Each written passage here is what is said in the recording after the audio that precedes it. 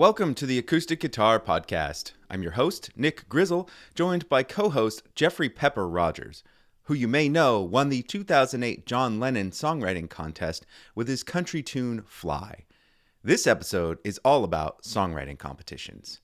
We're joined by Abby Posner, Rachel Garcia, and Thu Tran. Abby Posner has been working as a musician in Los Angeles for the past 18 years.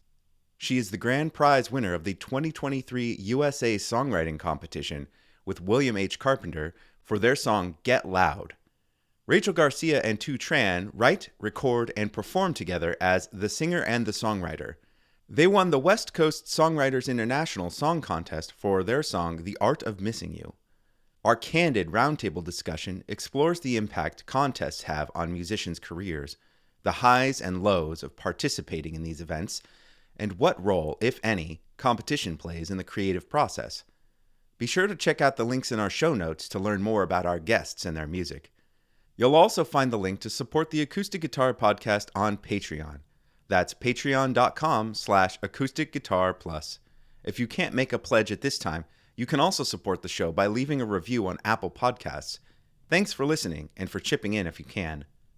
We begin with Jeffrey Pepper Rodgers asking Abby Posner why she started entering songwriting competitions. What was your goal when you started to enter contests? What were you hoping for?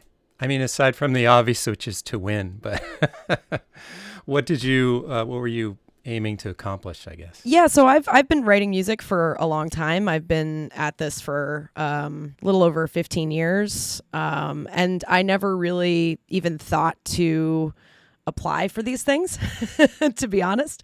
I was really focused on touring, and I was really focused on sync licensing. And so I honestly didn't even really think to go this route until I first applied the John Lennon Songwriting Competition. And then I just thought, well, why not? You know, it's just an extra bonus. So I never have written songs specifically for songwriting competitions. And that's something it's almost like you have to change your mind frame a little bit, almost like writing songs for sync licensing. You know, I write songs from the heart and as an artist, and then when I'm writing songs for briefs for music supervisors and sync placements, it's kind of I'm writing from a different place. So I never really thought to write specifically for a contest. But it just so happens that this last song that I wrote with my co-writer Will Carpenter won the USA Songwriting Competition, and we were specifically writing because it was a cause we were very passionate about, and it was, you know, art to raise awareness and to bring, to make sure that people felt heard and seen that weren't. So was that written specifically for the competition? No, not at all. We had no intention of winning any prizes. We were writing kind of with a little bit of a sync. He's one of my co-writers I write licensing music with, but we really we were feeling a lot of rage at the time. This was after Roe v. Wade got overturned, and we both just sat down and wrote a song. And Rachel and Thu, how about you? We've always been independent musicians. It's always just been the two of us. So I think one of the intentions of submitting for these competitions was to feel supported, was to garner support from a larger institution. We've always felt a bit stuck to sort of move our career forward. Like as we grow as artists, our career has often not followed. And so I think we saw it as one of the avenues to gain outside support. So it wasn't just the two of us really hustling, but just getting this like outside. And I think also some validation from the industry and from folk music. It's sort of this like outside stamp that says we actually like approve of these two people, and we think that they're good. And so that sort of it's just sort of like on your website, this little mark, or it's on your social media. And I think when people are booking you, even if they don't know what the competition is, they sort of have this like outside institutional validation of like, we approve of these two people, you can trust them. And so I think we were searching for that as well. How do you pick which songs to enter? If you're not writing specifically for this contest, say any given contest, how do you choose which song? Is there something in particular about a song that kind of stands out as this would be good for a competition? Yeah, I think that you kind of go through at least for me, I go through my album and I think about what's the hook, what's the catchiest, biggest hook. I also think about genre and because I write a lot of different genres in my on my albums, and so I'm thinking, well, what's going to be like the biggest thing that can grab somebody's ear and make them want more? And I'm really specifically focusing in on choruses, making sure that it's a little bit of an anthem, something that is an earworm. The last song that Will and I submitted is a very big, almost anthem piece. We've been submitting it for sports games and arenas.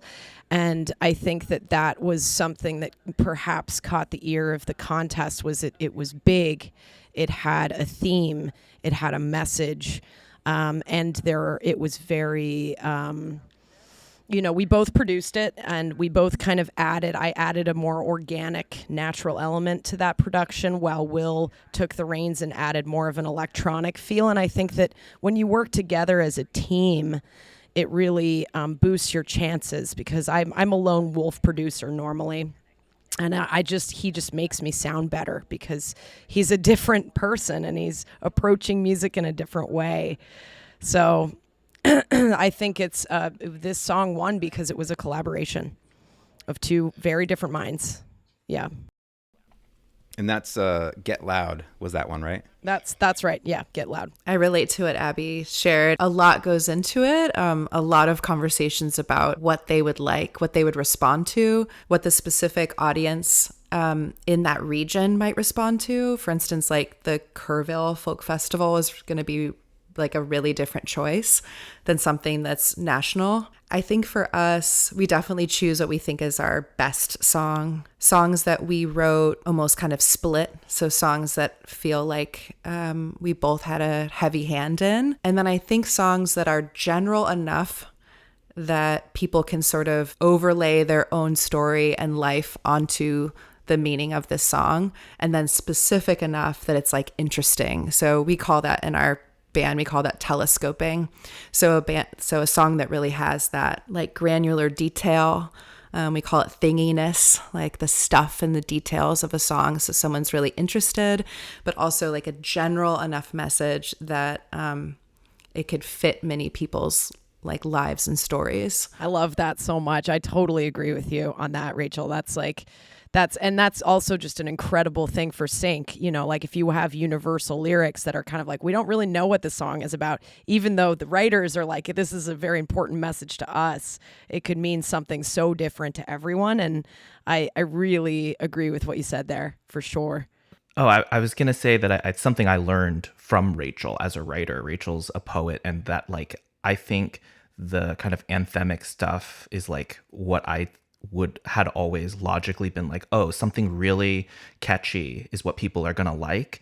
But I learned from Rachel of her writing is so specific. I'm always like, that's so specific. Like who's going to relate to that? But it's without getting kind of too like shop talky about it. Like there's something about thinking when you're talking about like choosing a song for the songwriting competition, you're up against a bunch of people, right? If it's a online submission, then it's tons more people.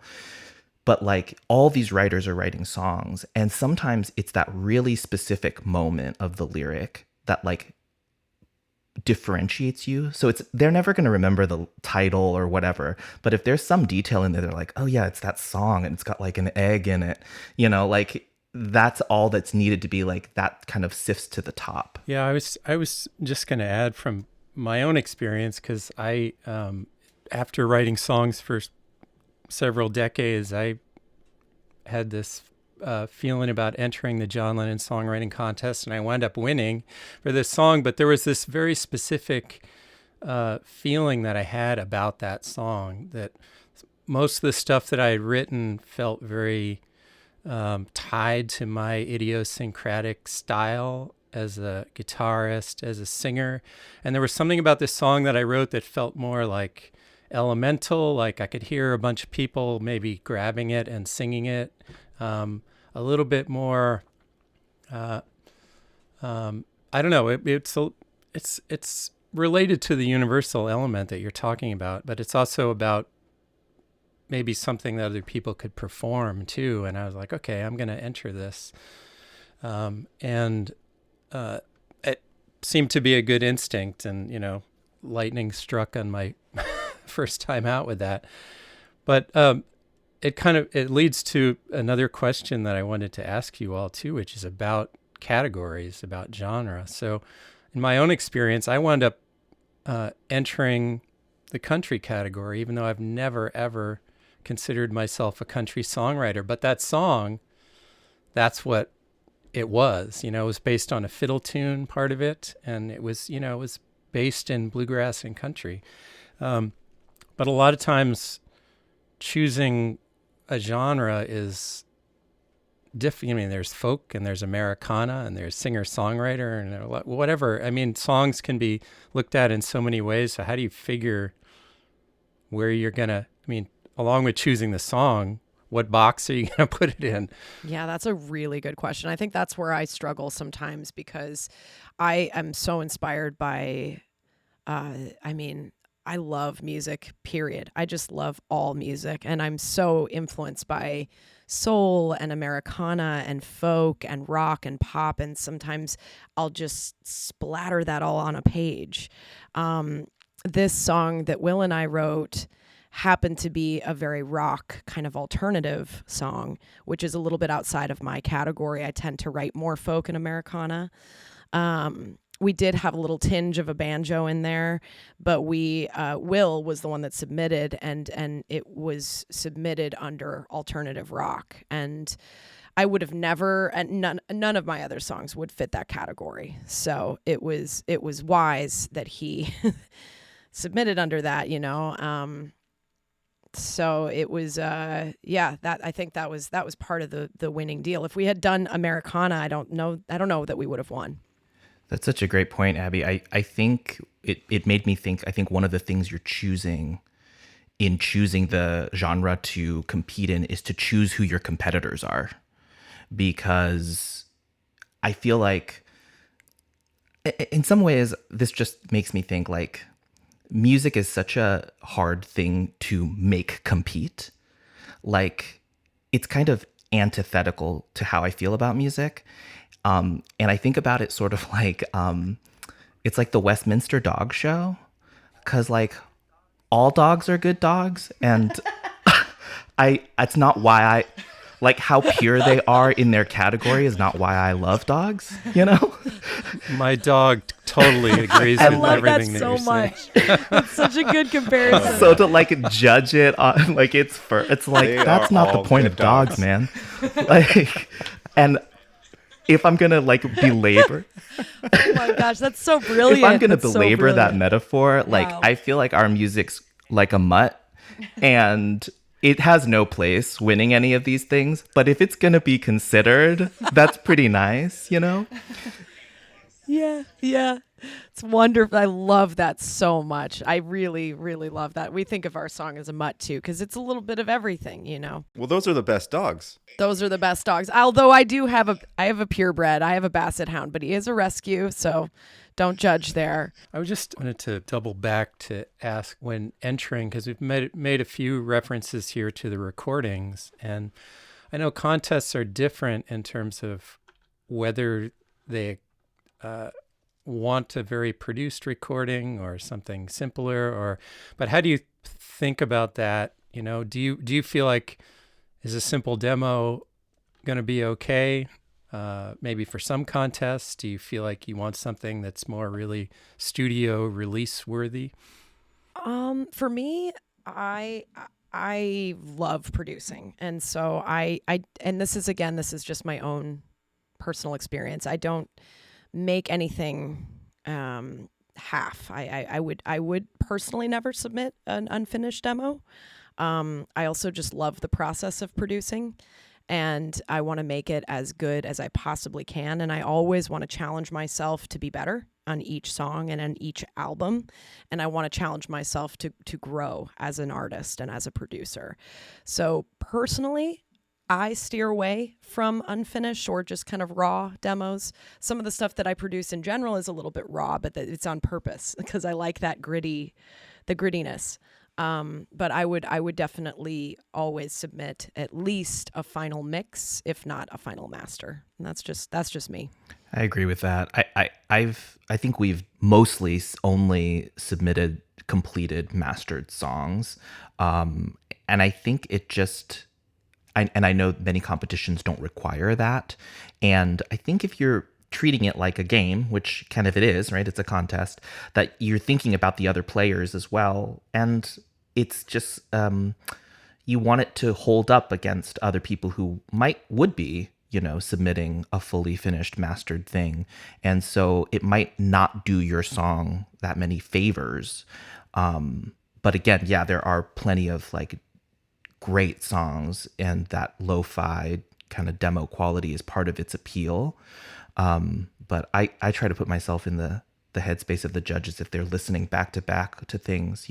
Sometimes it's like it's super quiet, or it's grainy, or there's popping noises, and that can get you out of the zone. And yeah, although some of the competition, I guess I'm thinking in particularly like of the Kerrville, is you two, Rachel, and Thu, you went down to Kerrville, right? You were part of that competition, so I was actually just looking over their contest rules, and they say in all caps, I think, make sure the lyrics are really clear, and they want it, and they're very strict about it. It has to be maximum two people on stage, stripped down.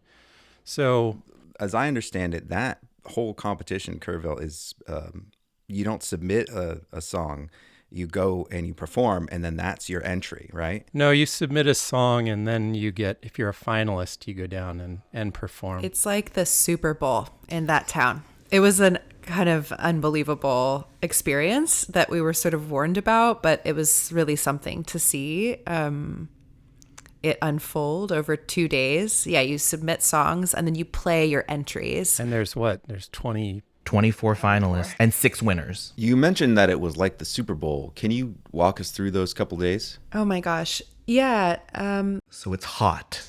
It's like over 100. And then so all of the theaters are outside. The days that you perform you're in an outdoor amphitheater. So is the audience.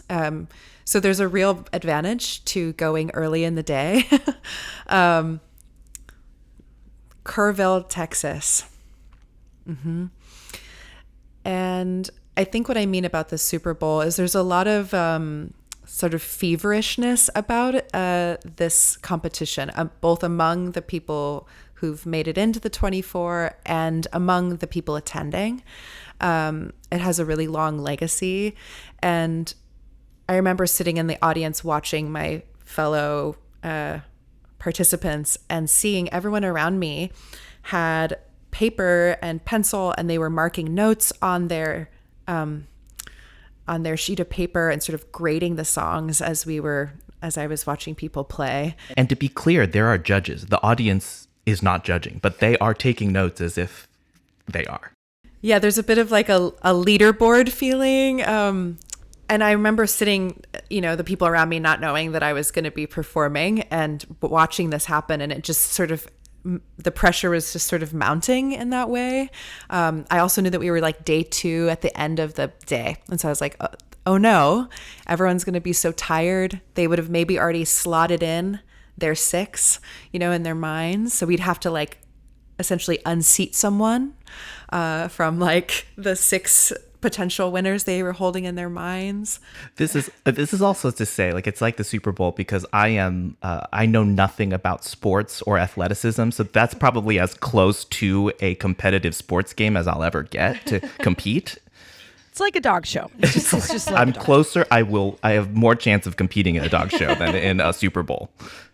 And yet the other part of that, and I know there are other contests that also have this, that are around events. So you have a bunch of songwriters coming together, and the community aspect of them, like also in Colorado, like the Rocky Mountain Folk Festival or the Telluride festivals that have these events. And so a lot of chance to meet other songwriters, to kind of, you're competing against each other, but I'm wondering, has had experiences that sort of made you, where that community aspect of it was meaningful, where you sort of feel like, well, this is my tribe, make connections that turn out to be something that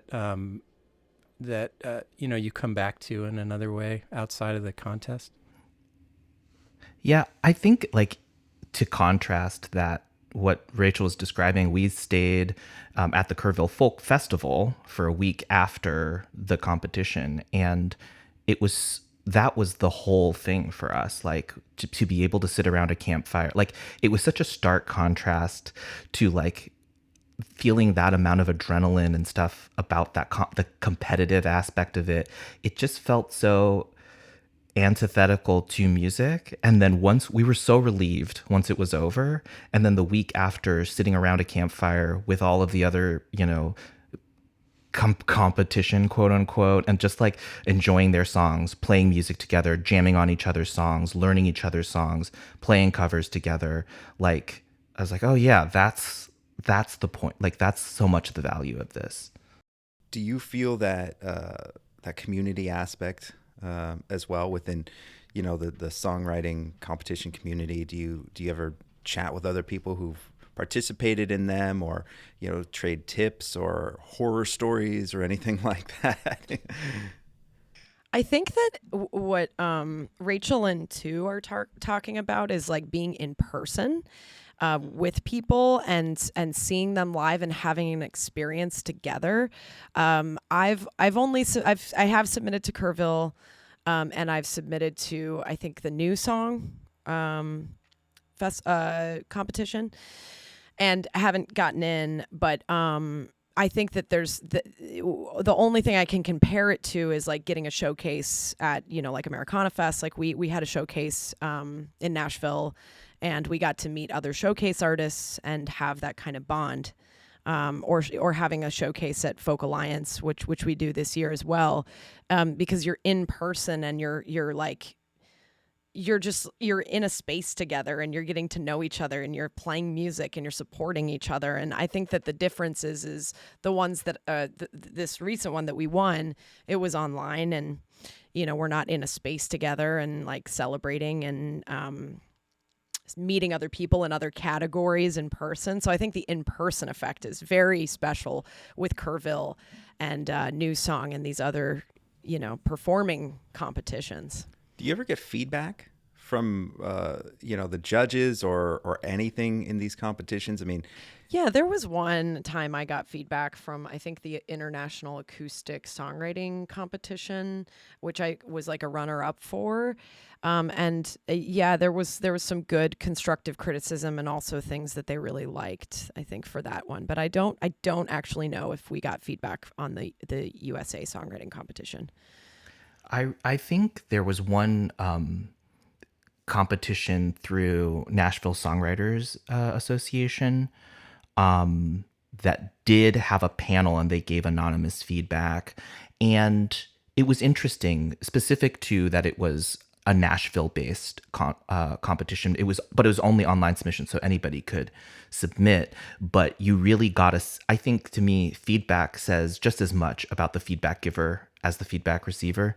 And so, like, it was really interesting to hear what Nashville songwriters like valued, and like they were really looking for like stronger choruses, stronger hooks, and like the type of folk storytelling that our music is mostly based around, I would, even like the strongest of choruses that I think that's like, it's not catchy enough for them. And so that was really interesting feedback to hear another person's perspective but their perspective also being really informed by the sliver of the industry that they are experts in, Well, I wonder, talking about having that credential, and I have to say it is very meaningful. And there's this basic reality that there are a zillion songwriters out there. And, if you have that stamp, it does mean something. My John Lennon songwriting contest win was in 2008. It's still right at the top of my bio, In talking about the value of having that sort of credential, are there specific things that you feel like doors that have opened for you, a gig that you've gotten, a connection that you've made that has happened in part as a result of this, or is that just too hard to trace? I think it's like unseen stuff. Like, I put out an album recently, had a PR campaign, a radio campaign, this win, like there's all these different things kind of happening simultaneously. And you don't know if it's because of this win or it's because, oh, hey, I heard this one song on the radio. But I think it's kind of like when you put something into the world, it's this kind of whirlwind of activity starts to happen around it, whether it's very minuscule or not, like the word of mouth, whatever it is. So I do wonder sometimes, well, why did I get that opportunity? Was it because of the win? Why am I booking that festival now? Is it because they saw that? But they won't ever, I haven't had somebody say directly, hey, Abby, I saw that you won the USA Songwriting Competition. Will you come and play, Mile Music or whatever festival it might be? I just think that there's like, this is what I encourage artists to do, is just like keep putting things out there. It creates movement in some way. Maybe it's just getting past that, that gate where then somebody's going to decide to dig in a little deeper. I mean, whatever happens is going to be based on your music, not based on a credential itself, right? Yeah, I mean, it's unfortunate. I think right now we're living in a time where streaming is so prominent. People look at Spotify plays and they look at followers, and that's how they judge if you're good enough or not. But yeah, there is something to be said for all of these things. If you have that as a credential, I think that it certainly doesn't hurt. I just don't know if that's why I've gotten certain opportunities. I'm not sure. I think I relate to what you're saying around it sort of whips up some energy. We also haven't had like really direct feedback that it's like, this is why. We often think of like the main goal of a gig that we have is to get another gig from that gig. And it's sort of just by putting yourself into those situations and sort of engaging with it, I don't know, it kind of opens this like airstream of more things, but I don't know that there has been like a direct pointed boost. Yeah, and I think about that. Isn't it like there's like some marketing adage where it's like it takes people like 3 times of seeing something to recognize it or legitimize it. And I feel like putting yourself, even if you're a finalist and you don't win, there's these blasts of, these little cycles of like, well, the new song, finalists are announced, and then it's the competition, and then it's the winner is announced, and you're kind of lumped in. And I kind of imagine a mysterious listener out there being like, the singer and the songwriter, huh? Who? And then, a month later, the singer and the songwriter with the kville, and then and then they're like, God, I keep hearing about this singer and the songwriter. Who the heck are they? And I would hope that, some being kind of looped into that those little cycles just helps to kind of subconsciously enter into people's minds. I also feel like it sort of gives your fans that have been with you, those true fans, something to be really excited about. It's January, and so for the last decade, there's been like the tiny desk, right, that we often send something in for. And we've been sort of noticed by the Tiny Desk like a couple times, like into like a top 5 nature, like outdoor. They'll do like a feature. Yeah, some feature, but obviously not a winner. And we'll sort of send that out as like, here's this new song that we've submitted for this. But I think in sort of tech translation, people think of our fans that we've won. So there's always a couple people that write us and they're like, I love it. I'm so excited. Like, I knew it. Congratulations. I knew it. And we try to correct them, but it's this really sweet thing of like, oh, I've hitched my wagon to the right band and sort of like, this is my team.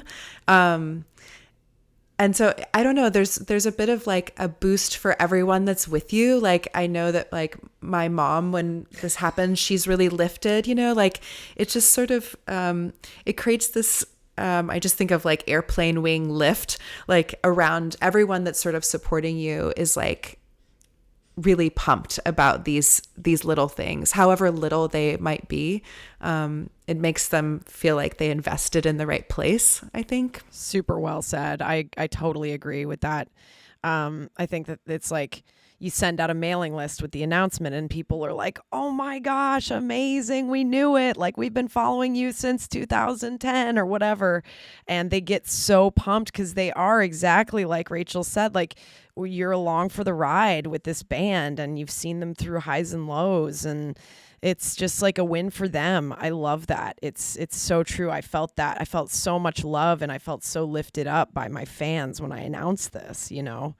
That's the end of part 1. The conversation continues on our Patreon page. The Acoustic Guitar Podcast is brought to you by the team at Acoustic Guitar Magazine. I'm your host, Nick Grizzle, joined for this episode by Jeffrey Pepper Rodgers. The Acoustic Guitar Podcast is directed and edited by Joey Lusterman. Tanya Gonzalez is our producer. Executive producers are Lyzy Lusterman and Stephanie Campos del Broi. Our theme song was composed by Adam Perlmutter and performed for this episode by Thu Tran. If you enjoy this podcast and want to support us, visit our Patreon page at patreon.com/acousticguitarplus or find the link in the show notes for this episode.